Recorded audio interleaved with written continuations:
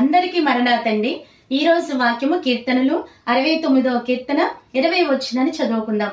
నిందకు నా హృదయం బద్దలాయను, నేను బహుగా కృషించి ఉన్నానని వాక్యంలో తెలియజేస్తా ఉన్నారు. ఈ వాక్యము మనం ధ్యానిస్తా ఉన్నప్పుడు మన జీవితంలో కూడానండి, మనుషులు పెట్టిన నిందలకు, వారు కల్పించే అబద్ధపు సంగతులకు, వారు పలుకుతున్న దూషణ మాటలకు అనేక పర్యాయములు మన హృదయం కూడా ఎలా ఉందంటే అండి, పగిలిపోయిన పరిస్థితి, మన హృదయం కూడా బాధకు గురై ఉంది కదా. అయితే వాక్యం అంటా ఉంది, మరి ఏ మాత్రం మనము భయపడవలసిన పని లేదు.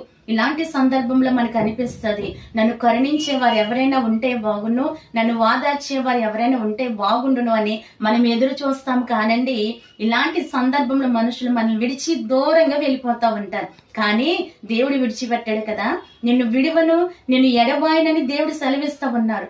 మనుషులు కత్తిలాంటి మాటలు మన హృదయాన్ని గాయపరుస్తున్నా ఆ గాయాన్ని మానిపే దేవుని వాక్యము మనకుందండి. కనుక దేవుని వాక్యమును హృదయములో చేర్చుకొని దేవుడిచ్చే ఆదరణ ఈ వాక్యం ద్వారా మీరెల్లరూ పొందుకుందరు గాక. ఆమేన్.